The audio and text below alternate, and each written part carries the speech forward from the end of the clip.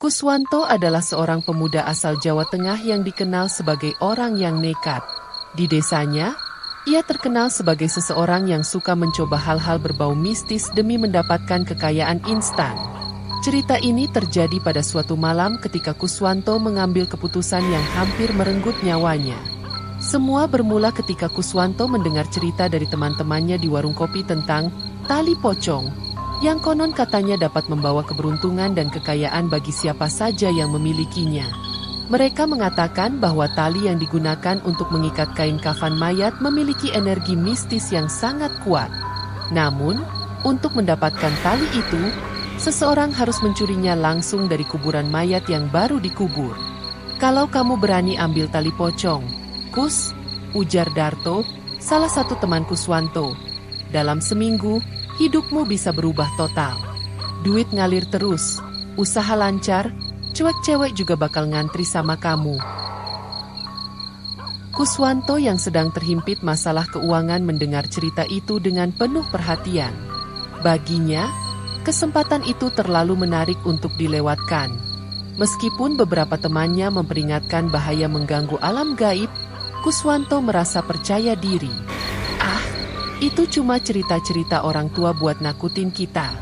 Aku nggak percaya begituan," jawab Kuswanto sambil menepuk pundak Darto. "Besok malam aku bakal buktikan kalau aku bisa ambil tali pocong tanpa ada apa-apa." Malam itu, setelah semua orang di desa terlelap, Kuswanto mempersiapkan dirinya. Ia membawa sekop, senter, dan pisau kecil untuk memotong tali pocong. Ia juga mengenakan jaket hitam agar tidak mudah terlihat di tengah kegelapan malam. Sebelum berangkat, ibunya sempat menegurnya karena ia keluar rumah di tengah malam. Tetapi Kuswanto hanya beralasan ingin pergi ke rumah temannya.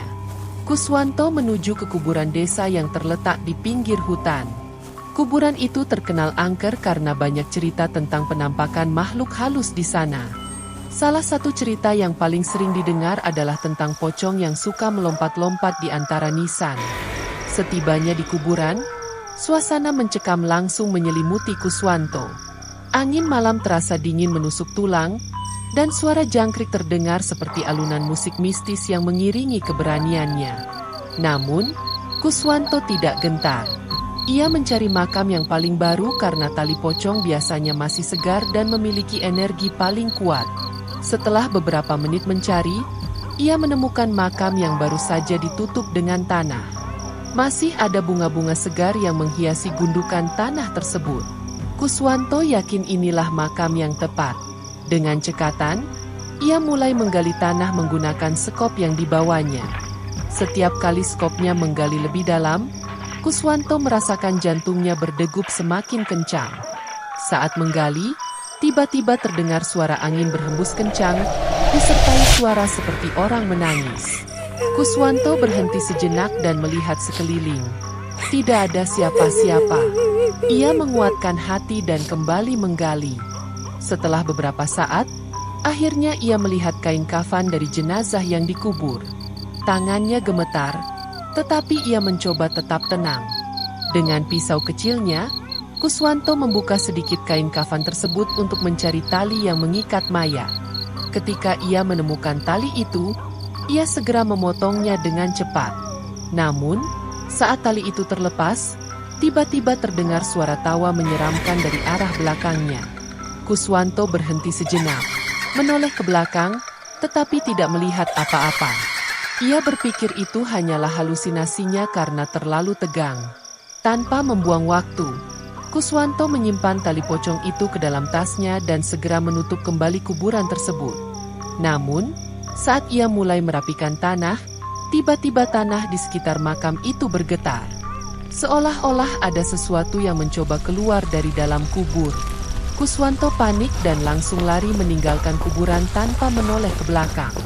Ketika Kuswanto sampai di rumah, ia merasa lega karena berhasil membawa tali pocong tanpa halangan berarti. Ia menyimpan tali itu di bawah kasurnya dan berpikir akan segera menikmati kekayaan yang dijanjikan. Namun, malam itu, semuanya mulai berubah. Saat tengah malam, Kuswanto terbangun karena mendengar suara ketukan di jendela kamarnya. Awalnya, ia berpikir itu hanyalah angin, tetapi suara itu semakin keras dan berirama. Dengan hati-hati, ia membuka jendela dan melihat keluar. Tidak ada siapa-siapa, hanya gelapnya malam yang menyambutnya. Ia menutup kembali jendela dan mencoba untuk tidur. Namun, belum lama ia memejamkan mata, ia mendengar suara langkah kaki di dalam kamarnya. Ketika ia membuka mata, ia melihat sosok pocong berdiri di sudut kamar dengan mata merah menyala. Sosok itu tidak bergerak, hanya menatapnya dengan tajam. Kuswanto ingin berteriak, tetapi suaranya seperti terhenti di tenggorokan. Sosok pocong itu tiba-tiba melompat mendekatinya, dan Kuswanto merasa tubuhnya kaku seperti tertahan oleh sesuatu yang tidak terlihat. Pocong itu berbicara dengan suara parau, "Kembalikan milikku atau kau akan mati perlahan." Kuswanto ketakutan setengah mati. Ia mencoba membaca doa yang ia ingat, tetapi sosok itu semakin mendekat. Akhirnya, Kuswanto pingsan karena terlalu takut. Ketika ia sadar, hari sudah pagi. Ia berpikir bahwa kejadian semalam hanyalah mimpi buruk. Namun, saat ia melihat ke cermin, ia menemukan bekas tangan hitam di lehernya, seolah-olah ada seseorang yang mencekiknya. Kuswanto mulai menyadari bahwa ia telah melakukan kesalahan besar. Hari-hari berikutnya menjadi mimpi buruk bagi Kuswanto. Ia sering melihat bayangan pocong di sudut-sudut rumahnya. Kadang-kadang, ia mendengar suara tangisan atau tawa menyeramkan di tengah malam. Tubuhnya juga semakin lemah, dan ia sering merasa sesak napas. Teman-temannya yang dulu menyemangati Kuswanto untuk mencuri tali pocong juga mulai menjauhinya, karena mereka merasa ada aura gelap yang menyelimuti dirinya. Akhirnya, Kuswanto memutuskan untuk mencari bantuan dari seorang dukun desa yang dikenal mampu mengusir makhluk halus. Dukun itu mendengar cerita Kuswanto dengan seksama dan langsung menegurnya. "Kamu telah melakukan kesalahan besar. Tali pocong itu bukan untuk manusia. Itu adalah bagian dari alam mereka." Dukun itu kemudian melakukan ritual untuk memanggil arwah pemilik tali pocong tersebut. Dalam ritual itu, arwah yang marah muncul dan menuntut agar tali pocongnya dikembalikan. Dengan gemetar, Kuswanto mengambil tali itu dan menyerahkannya kepada dukun. Dukun itu kemudian membawa tali tersebut ke kuburan dan menguburkannya kembali sambil membaca doa-doa untuk menenangkan arwah. Setelah ritual selesai, dukun itu memperingatkan Kuswanto untuk tidak pernah lagi bermain-main dengan hal-hal gaib. "Jika kamu melakukannya lagi, nyawamu mungkin tidak akan selamat," ujar sang dukun dengan tegas. Sejak kejadian itu, Kuswanto berubah menjadi pribadi yang lebih baik. Ia tidak lagi tergoda oleh cerita-cerita mistis tentang kekayaan instan. Namun, trauma yang ia alami masih menghantuinya. Kadang-kadang, ia masih merasa ada yang mengawasinya dari balik kegelapan. Cerita Kuswanto adalah pelajaran bahwa keserakahan dan rasa ingin tahu yang berlebihan terhadap dunia gaib dapat membawa malapetaka.